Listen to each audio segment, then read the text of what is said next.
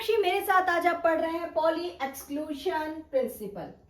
Poly क्या कहते हैं बच्चों? पॉली कहते हैं किसी भी इलेक्ट्रॉन को जब हम किसी ऑर्बिटल में पाते हैं, इलेक्ट्रॉन्स जब किसी ऑर्बिटल में हमको मिलते हैं तो उसके चारों क्वांटम नंबर सेम नहीं होते हैं।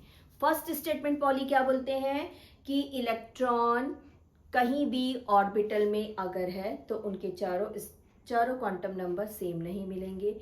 दूसरा वो क्या कहते हैं, दूसरा पॉइंट उनका ये था कि किसी भी ऑर्बिटल्स में दो से ज्यादा इलेक्ट्रॉन नहीं मिलेंगे। डन। क्या बोलते हैं? चारों क्वांटम नंबर सेम नहीं मिलेंगे। दूसरा बोलते हैं किसी भी ऑर्बिटल्स में इलेक्ट्रॉन, अगर मान लो मैं n=2 और सेकंड नंबर का ऑर्बिटल ले लेती हूँ, ठीक है, ऑर्बिट, मैं सेकंड नंबर का शेल ले रही हूँ बच्चों। ये रहा मेरा न्यूक्लियस, ये रहा 1s और ये रहा 2s। डन। हमने प्रिंसिपल क्वांटम नंबर यहाँ पे क्या ले लिया? नंबर 2 ले लिया, ठीक है। हमने यहाँ पे जब 2 नंबर लिया, यानी कि यहाँ पर हमारे पास में n क्या मिल गया? n=2 मिल गया, l=1 मिल गया बच्चों, और हमारे पास m1 क्या मिल गया? ml हमारे पास क्या मिल गया? +1 0 n -1। ठीक, हमको ये तो मिल गया।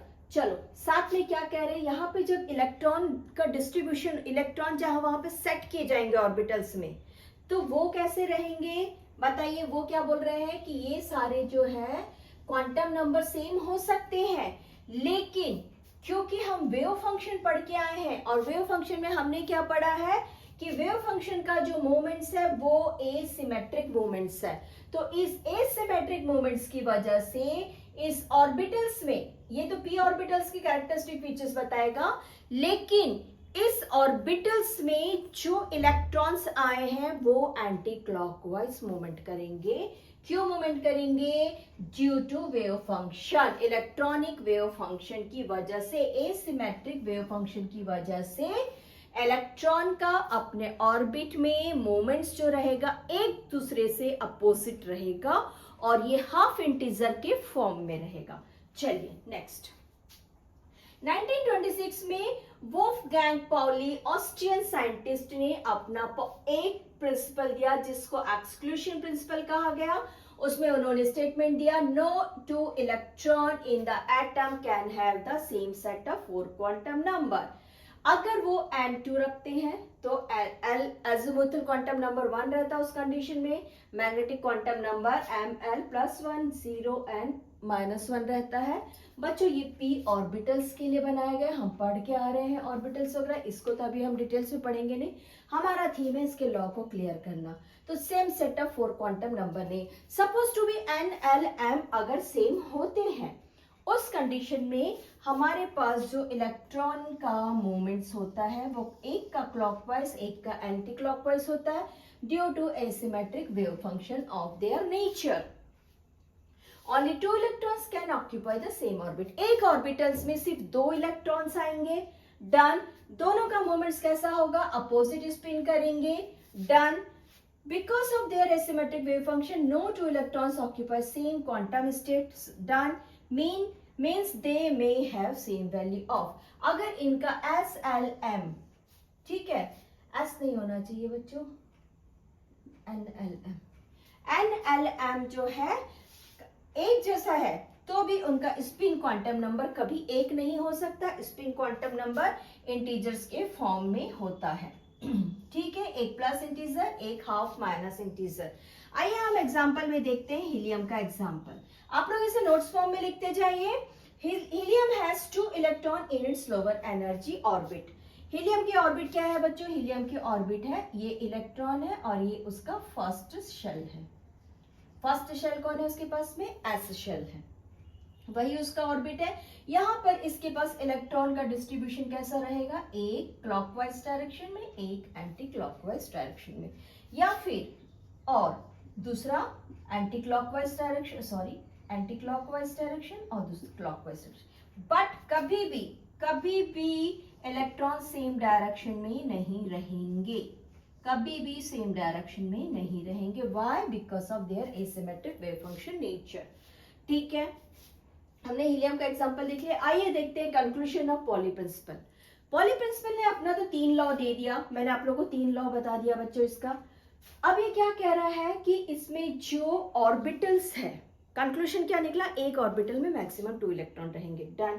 उसके बाद सेकंड कंक्लूजन क्या निकलता है कि इसमें इलेक्ट्रॉन्स जो रहेंगे किसी ऑर्बिट में, किसमें बच्चों, ऑर्बिट में, I am not talking about orbitals, अभी मैं ये ऑर्बिटल्स के बारे में नहीं बात कर रही हूं, मैं किसके बारे में बात कर रही हूँ, ऑर्बिट में। किसी भी ऑर्बिट में कितने इलेक्ट्रॉन है, किसी भी ऑर्बिट में sp,d,f चारों ऑर्बिटल्स को मिलाकर टोटल करके, कौन कौन, एक बार फिर से ऑर्बिटल्स कौन है, sp,d,f, इन चारों को मिलाकर एक ऑर्बिट बना है, उस ऑर्बिट में कितने इलेक्ट्रॉन है, ये हम 2n² के फॉर्मूला से पता करेंगे।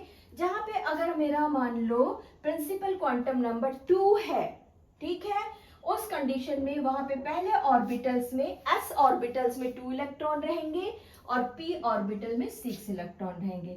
लुक एट हियर, पहला वाला ऑर्बिटल ऐसा रहेगा, दूसरा वाला रहेगा p का ऐसा, ठीक है ना, ऐसे ही रहेगा। अब अगर आपको पता करना है कि 2n में कितने इलेक्ट्रॉन है, देन 2 + 6 became 8।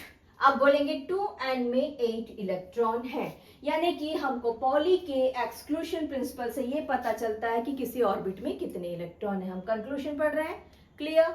चलिए अब देखिए maximum number of electron in sp,d,f orbital. s orbit में कितने ऑर्बिटल्स हैं, एक ही ऑर्बिटल है, एक ही ऑर्बिटल है, और उसमें कितने इलेक्ट्रॉन रहेंगे, सीधी सी बात है, उसमें 2 इलेक्ट्रॉन रहेंगे। p में कितने ऑर्बिटल्स है बच्चों, p में 3 ऑर्बिटल्स है, किससे पता चला, मैग्नेटिक क्वांटम नंबर से।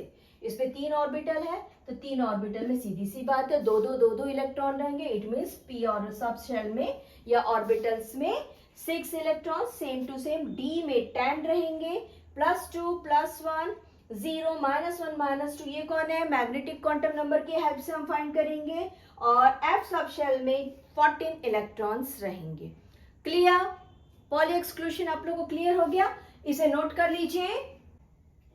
चलिए हम इसका इलस्ट्रेशन फॉर्म पढ़ रहे हैं बच्चों, पॉली रूल्स का, पॉली एक्सक्लूशन का। मैं यहाँ पर 4 ऑर्बिट ले रही हूँ, k l m n, shell लिया बच्चों हमने, ये हमारा फर्स्ट शेल, ये हमारा number 1 shell, number 2 shell, number 1 2 3 shell, number 1 2 3 4 shell. मैंने यहाँ पर n तक के आपको 4 शेल्स को एक्सप्लेन किया है। देखिए जब हमारे पास क्वांटम नंबर 1 है प्रिंसिपल, तो सीधी सी बात है, पढ़ के आया हुआ चीज है, अजीमुथल 0 रहेगा, मैग्नेटिक क्वांटम नंबर 0 रहेगा, spin quantum number half of the integer पढ़ते हैं हम, half integers plus half minus half. उस कंडीशन में हमारे पास ऑर्बिट में, इस ऑर्बिट में टोटल कितने इलेक्ट्रॉन्स रहेंगे, इसमें टोटल 2 इलेक्ट्रॉन्स रहेंगे, दिस इज अवर 2 इलेक्ट्रॉन्स। ये कौन सा है बच्चों, ये रहा हमारा 1s ऑर्बिट, ठीक है। चलिए नेक्स्ट हम l में आते हैं, l क्या है बच्चों, सेकेंड ऑर्बिट है। हाँ आइए सेकेंड ऑर्बिट में हम देखते हैं, या सेकेंड शेल में हम देखते हैं, अजीमुथल 0 है, लेकिन साथ में एक अजीमुथल 1p इंट्रोड्यूस हो चुका है, और इसको हम करस्पॉन्ड करते 2s और 2p से। क्लियर, चलिए यहाँ पर देखिए मैग्नेटिक +1 0 डैश डैश 0 और -1 हाफ, हमारा spin quantum number plus minus half, और यहाँ पर p में कितने शेल मिल ऑर्बिटल्स है बच्चों, p में यहाँ पर है 3 ऑर्बिटल्स, लुक एट हियर ऐसे। क्लियर, इसको हम बोलते हैं 2s 2p, 2s और 2p को मिलाकर हमारे पास में टोटल है, ये रहा 2s एंड 2p, इसको टोटल हमारे पास में रहेगा। ऑर्बिट में कितने इलेक्ट्रॉन हुए, 8 इलेक्ट्रॉन्स। नाउ हमारे m शेल में कितने इलेक्ट्रॉन्स होने चाहिए, सेम टू सेम हमारे n में होने चाहिए 18। कौन से वाले में, m शेल में कितने होने चाहिए, 18 इलेक्ट्रॉन्स होने चाहिए। कैसे, यहाँ पर हमारे पास में इस पे है बच्चों 6 इलेक्ट्रॉन्स, ये रहा इसका एक ऑर्बिट, ये रहा इसका दूसरा ऑर्बिटल, ये रहा इसका तीसरा ऑर्बिटल्स, सेम टू सेम यहाँ पर इसके 10 ऑर्बिट, 5 ऑर्बिटल्स में 10 इलेक्ट्रॉन्स। क्लियर, ये रहा हमारा 1 फर्स्ट s है ना, यहाँ पे हमारे पास कौन है। अब आप लोग को समझ में आ रहा है कि हमारे चार्ट के अकॉर्डिंग टू हमको पॉली ने क्या बताया, पॉली ने हमको बताया के शेल में 2 इलेक्ट्रॉन रहेंगे, एम में एल में रहेंगे 8 और उसके बाद में एम में रहेंगे 18 इलेक्ट्रॉन्स और एन में रहेंगे 32 इलेक्ट्रॉन्स। कैसे रहेंगे वो डिसाइड करेगा हमारा मैग्नेटिक क्वांटम नंबर्स।